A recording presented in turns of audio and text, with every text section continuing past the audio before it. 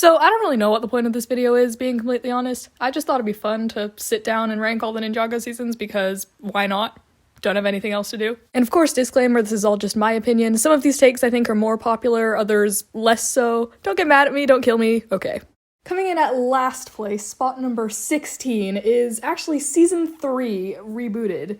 Now, I think this might actually be considered a fan favorite season in some ways. I realize it's Zane's sort of first main arc of focus, and I think a lot of people actually quite enjoy Rebooted. I don't. So of course there's the obvious and the love triangle, because like what was that? Like why?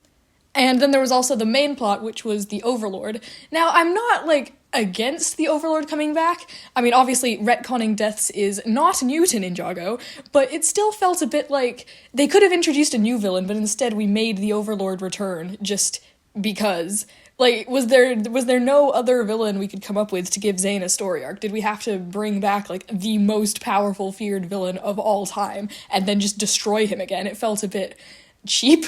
Not saying that the finale was pretty sad when Zane died, I'm sure we all were. But then also, there was the message at the end of the season, which was, oh, let's not rely so much on technology. Meanwhile, Zane is literally dead. I don't know if they thought that one through, but that's something that bothers me. I'll say the highlight of Rebooted for me was definitely Pixel. Pixel is amazing, she can stay, I love her, everything else was a mess. Moving on to 15th spot, which is Season 7, Hands of Time.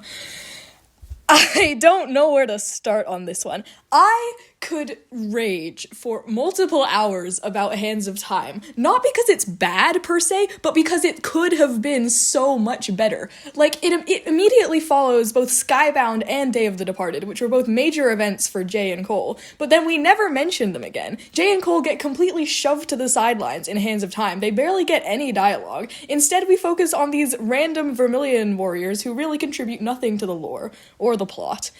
And it's like, the first chunk of the season, barely anything happens, and then there was Skylar. They brought her on screen for absolutely no reason. She is the most overpowered character in the show, and they didn't think to bring her to that final battle. No, instead they just go to her restaurant and eat some noodles, and she gives some words of wisdom, and then everything is fine. This is how I feel about most of Skylar's appearances in the sort of, like, Hands of Time through March of the Oni phase of the show, is there was really no reason for her to be there, but this especially was just so pointless.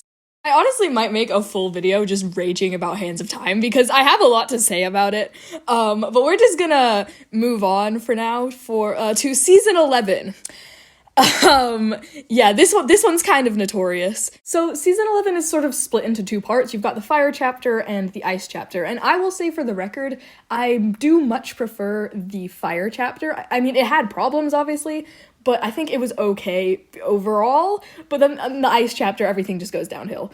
So I think the biggest issue with Season 11 is that they tried to do too many things at once. You've got, so Kai's main plot, which is him losing his powers, trying to, like, get them back. And there's also Lloyd and Akita, and Lloyd sort of overcoming his trust issues, and those were okay. I enjoyed those two arcs. But then they also did the thing with Nia, like, not being able to control her powers in the Neverrealm. And then there was also Cole feeling bad about losing the Traveler's Tea and going, like, on a whole episode-long journey trying to find this magical tree. And then they also decided, hey, while we're at it, let's turn Zane into a genocidal dictator because we can. Like, it just felt a bit unnecessary. You could have taken Kai and Lloyd's arcs, which I think were the best of all of them, and you could have just as easily done those in Ninjago. We didn't even need to go to the Neverrealm. But instead, we got this whole long storyline, which, sure, maybe could have been interesting. Like, Zane, evil dictator, yeah, maybe we could have used that later on. Except we didn't. We never talked about it again, so it just leaves you wondering, why did they even do this? So those were the main 3 seasons that I have actual gripes with. Sorry if this is sounding like a rage video, it's not, I promise. I'll give more positive opinions about the following seasons, I just needed to get those out of the way. So anyway, spot number 13 is, I have Season 2, Legacy of the Green Ninja. Now, I feel really bad ranking this one so low because I realize a lot of people have a lot of nostalgia for this season, myself included, but it feels like it's one of those things that's gotten a bit worse with age. Like, at the time of its release, there was so much hype, everyone loved it, and yeah, like, it was really, really cool at the time, but now we've got, like, the whole rest of the show to compare it to, and it just doesn't quite add up. And I think the main thing is the characterization. Like, nowadays we've come to know and love all of the characters as individual people, but then if you rewatch, like, season 2, they all feel like sort of the same person. Like, there's not that much distinguishing the main 4 ninja from each other. And season 2, it definitely focuses more on plot versus character, which isn't necessarily a bad thing. But it's like, now that we know the characters and we know the lore, it's like, it feels a bit tedious to rewatch, I guess is what I'm saying. I'm not saying that it's a bad season. I'm just saying that now, compared to some of the newer seasons, it's like, I would rather watch the newer things than rewatch season 2. But I don't dislike it. I think it's a fine season. I enjoy it overall. Then, next on the list is The Island. And I mean, first of all, is this even a season? Like, I'm not even gonna state an opinion on this for fear of having a flaming pitchfork driven through my back in my sleep. But, no, so a lot of people are kind of quick to look at The Island and look at its runtime and then kind of hate on it because of that. And I'm like, I try not to let that affect my judgment of it, because just because it's short doesn't mean it's bad. But I will admit, The Island is a little lacking in actual substance. It serves its job. It's a good prelude to Seabound. It sets up that one piece of lore with Vojira and the Storm Amulet, but it doesn't do much else other than that. But it is enjoyable. Like, I'll happily watch it over something like Hands of Time. But I do want to talk about the one thing that The Island did that I absolutely hated, and that is Ronin. So, Ronin, this might be an unpopular opinion, but I love Ronin. Like, when he was first introduced, I was so invested. I wanted to know so much about him, because he was so intriguing. Like, he just had me captivated to the screen. I was like, what's he gonna do next? What are his motivations? What's his goal here? But then The Island destroys it by just pawning him off as this common criminal, and then sending him off to Cryptarium or wherever.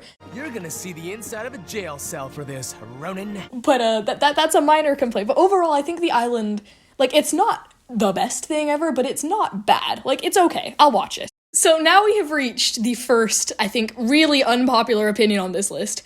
Everyone is gonna get really mad at me, and I'm sorry for ranking this season so low, but hear me out. So in 11th place, I have put Master of the Mountain.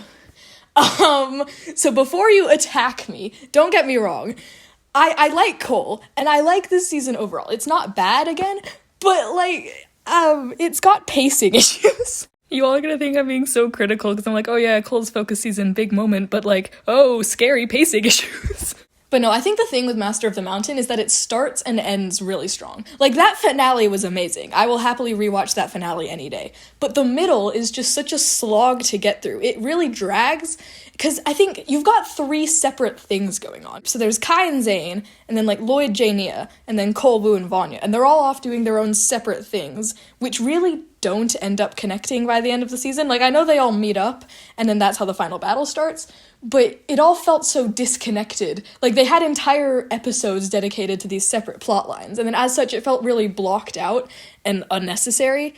And then we spent, like, whole episodes doing things that really didn't matter. And then also there was the anime episode, which nobody asked for. But then it ends on this really strong note. So then at the end of the season, you're like, oh, that was so good. But then you rewatch it and you're like, was it that good though?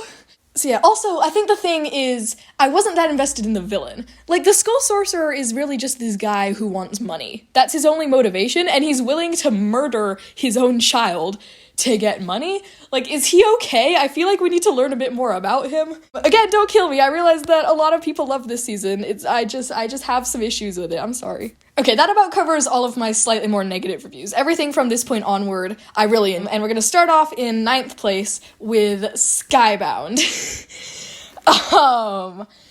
Skybound is, I think, what you would call controlled chaos.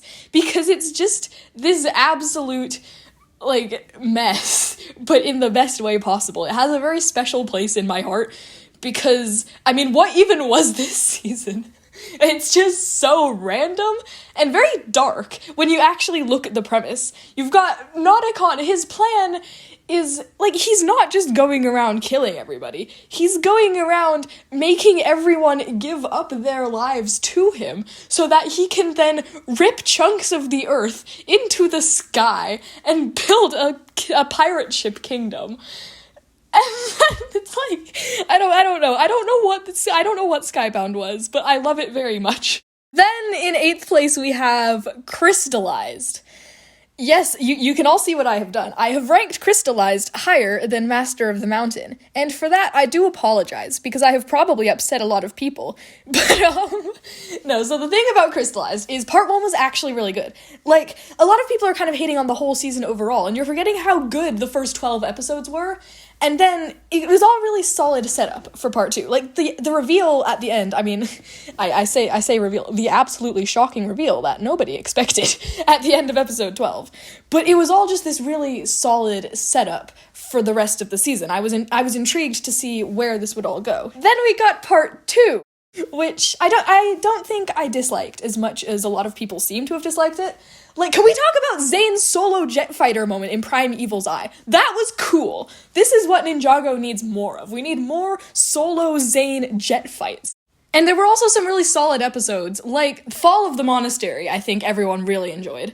And also Brave But Foolish was really cool. That fight between Wu and the Overlord on the ship. I realized that there was controversy over the Overlord's design. I agree. And I realized that there was also controversy over the music played at the final episode. I also definitely agree. What were they thinking? But overall, Crystallized wasn't as bad as people are making it out to be, because I really enjoyed it. Okay, so now we're at the point where I had a really hard time ranking everything. Like, I wanted to put everything, like, in the top 3, and obviously I couldn't. And so I feel really bad putting Hunted all the way down in 7th place, because I feel like it deserves to be in the top 5. But no, Hunted is really, really good. The whole Oni trilogy is just amazing. Hunted, I think the reason I've put it slightly lower than the other 2 Oni trilogy seasons is because of Dareth. Yep, just Dareth. Now, I am in no way a Dareth hater, but literally, what was this? Like, why? But Dareth aside, Hunted was really good. I think this is the only season with Skylar in it where I haven't found her existence intolerable. So it's got that going for it. And I thought all of the stuff in the first realm was really cool. I liked getting to learn a bit more about Wu, and I really liked all the stuff in Ninjago City as well. I think seeing Lloyd having to step up to Garmadon and sort of that whole plotline, and Mistake getting a lot of involvement, her finally getting some spotlight, I thought was really cool.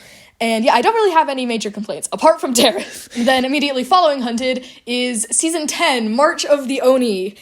This is another season that everyone looks at the runtime and goes like, no. March of the Oni is actually brilliant. And the shorter runtime just goes to like further back it up, because it's got so many like iconic moments in it in only 4 episodes, which is a sign of really good writing, because they managed to pack all of these huge moments into such a short span of time. So you've got of course, like, the Oni and that whole fight at the end. And then you've got the whole thing with Lloyd and Garmadon.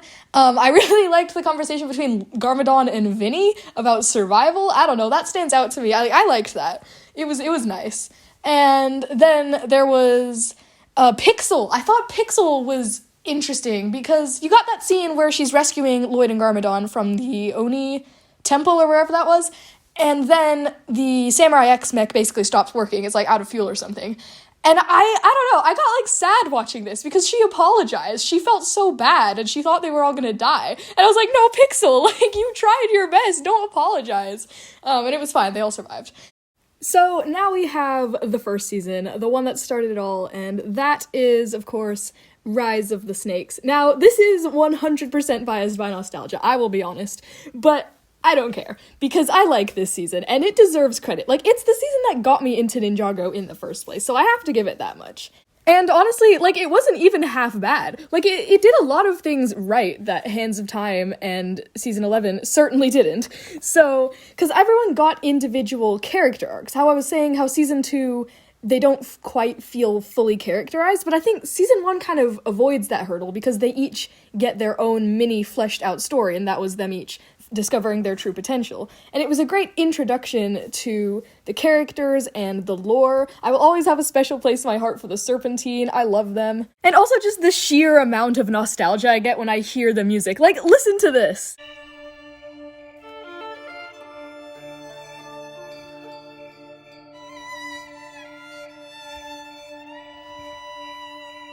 So yeah, I really like this season a lot, and I realize that it's kind of weird ranking it higher than, like, 2 of the Oni trilogy seasons, but, like, it's my list, I can do what I want.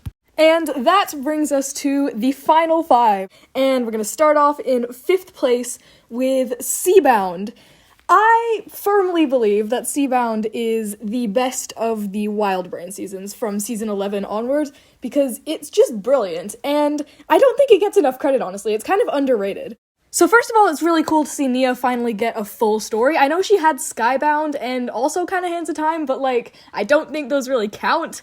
So it's nice to see her get Seabound all to herself and finally get a moment to shine outside of her relationships with Jay and Kai, which were sort of what gave her the spotlight in those earlier seasons. And it was also really cool. I love it when we get new locations. Like, I am a sucker for world building, so Merlopia and all of those characters were really nice. Also, Benthamar. Just Benthamar. I mean, look at him. Like, how can you not love him? He is just the most wholesome, adorable little fish boy, and he has my whole heart. But I will say, also Kalmar, I think, was a really interesting villain. Another very underrated part of the season, because it was a very interesting dynamic seeing how Kalmar and Nia sort of contrasted, because you've got Nia, and a big thing this season was her guilt. She feels like she's the one harming people, especially with, like, Jay towards the end.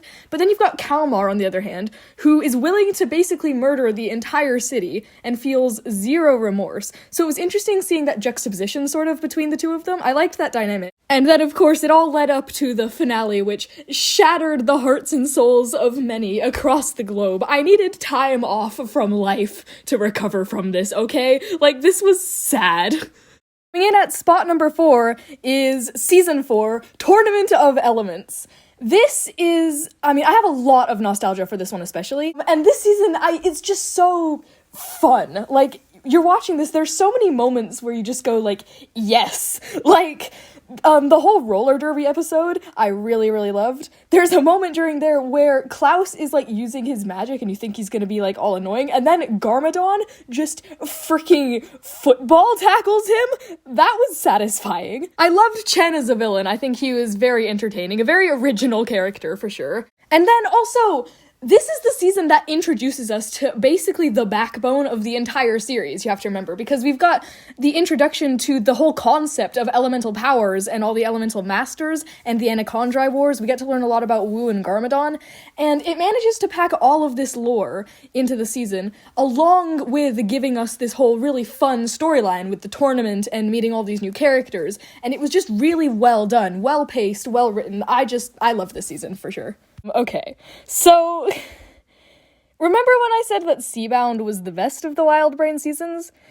So, I stand by that statement, but, so Prime Empire! I can picture everyone collectively rolling their eyes and sighing in disappointment, and honestly, I agree. But, like, I like Prime Empire. I'm not gonna pretend I don't. So, obviously we've got the iconic moments, like, Detective Zane is just... yes. And Jay and Nia at the dance, I loved that scene. And Okino. Can we just talk about Okino? Because he is the most underappreciated character in the entire show. He is just the most wholesome cinnamon roll. I love him so much. But then, of course, there is the main plot with Jay. Now, a lot of people say that this is basically an underwhelming repeat of Skybound, and it technically is because it utilizes the exact same plot devices, but I still kinda like it. I think it's a good, like, reaffirmation of Jay's character without getting too overly angsty or deep. And a lot of people do kind of miss the dark seasons. I do as well. I love the Oni trilogy very much. But it is also nice to get these sort of lighthearted breaks from that. And I'm not including season 11 in that because, what even? But Prime Empire was actually kind of good in that regard. Basically what I'm saying is I like Prime Empire, and don't kill me. So now we have reached second place, and I have awarded it to season 5, and that is Possession. I think a lot of people really love this season. It's definitely a fan favorite, for good reason. So first of all, Moro, love him. I love the whole ghost concept. I think it was executed really well. And then there is Ronan, if you remember my whole tirade earlier. Ronan is... like, really, really well written. He is so interesting. He's this very versatile, morally gray character. And he's always got you wondering, like, is he on your side? Like, what's he doing? And I was just really, really intrigued. I think this is definitely one of the areas where Possession excels, is the writing of the characters. Everyone feels authentic and like themselves, which sounds like a low bar, but like season 11 exists. And the other thing that really just blew me away with Possession is the overall storytelling. The way that, so it's got, similar to Master of the Mountain, we've got like the main plot, which is Morrow and the ghost and trying to rescue Lloyd. And then there's like the subplot, which is Cole turning into a ghost. And then there's like the other plot, which is sort of Ronan. But they all like weave together. It's not just three separate linear storylines. They all connect and they all form this really elaborate, well-written story. And it's really impressive from a storytelling perspective. This is also, I dare say, Kai's best season, in my opinion. Everyone will try to say like Tournament of Elements was Kai's main season. And like, yeah, he got slightly more spotlight than the others, but I think Possession is what really defined Kai as a character. And I am a loyal Kai fan, so I appreciate that. So now we are at the final one, and process of elimination, you can probably figure out which one it is, but I will still make it dramatic. In first place, we have Season 8, Sons of Garmadon, because how could you not put this in first place? Because it is amazing. I just want to quickly applaud the writers, because never before has there been a random side character introduced who I have shipped so hard with the main character. Like, they're just reusing the same trope of introducing, like, a random side character and pairing them off with one of the ninja. And by this point, it's been very overdone. But, like, it was done so well. Like, I was so invested in Lloyd and Harumi. This scene on the bridge in the canal, like, I was invested. And then the rest of the season happened, and that quickly went downhill. But, like, that's like, the sign of how well-written the season was, is because I fully believed that they had something, and then I was very quickly proven wrong. There's so many moments in Sons of Garmadon that could be full live-action movies. Like, the motorcycle chase with Zane through the city was so cool, and then the fight with Mr. E in the desert. And then also the final episode, with, like, the fight with, like, Nia and Misako and Garmadon in the apartment building, and then Lloyd, like, running, and then the, train thing, whatever that was. But, like, it all just felt so much like a movie, and it was so cool. I will also go on the record and say that Dead Man's Squall is one of my favorite episodes of all time. Like, it's not any special one-off episode, it's just a continuation of the story. But that one specifically, just the animation and the writing and how it's all structured is just so cool. The scene where they're falling and then Nia uses the rain to catch them, and it's just like, yes. And then the fight with Lloyd and Garmadon in Cryptarium, and then when they meet up with Mistake, and it's all just like, yes! So yeah, overall, just brilliant storytelling, brilliant writing, brilliant animation, like, it's just wonderful. So that just about rounds up my ranking. I still do not know what the point of this video was, but, I hope you enjoyed, and, don't kill me.